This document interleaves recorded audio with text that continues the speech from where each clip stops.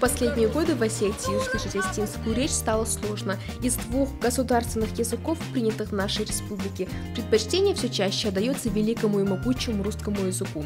Чтобы содействовать решению этой проблемы, появились организации, которые помогают желающим изучить и, главное, полюбить родной язык.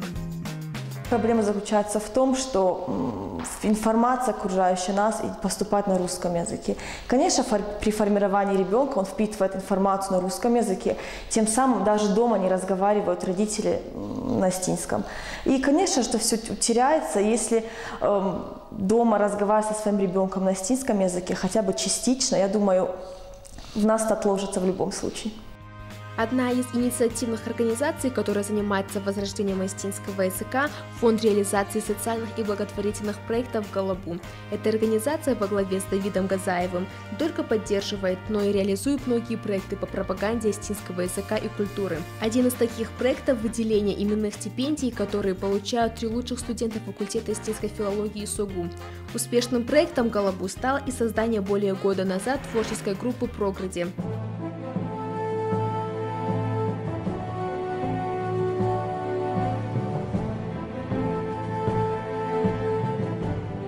Это молодые люди, которых сплотила общая цель – привлечь внимание общественности к различным социальным проблемам.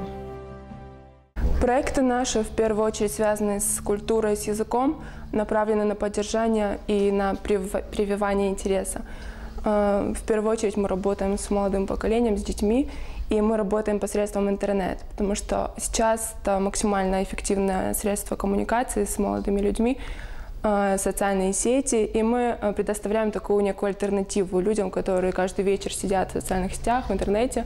Вместо того, чтобы посмотреть там в каком-нибудь паблике что-нибудь, какие-нибудь смешные шуточки, можно открыть ту же группу «Програди» и посмотреть ролик со стихотворением осетинского поэта, может быть, человек запомнит.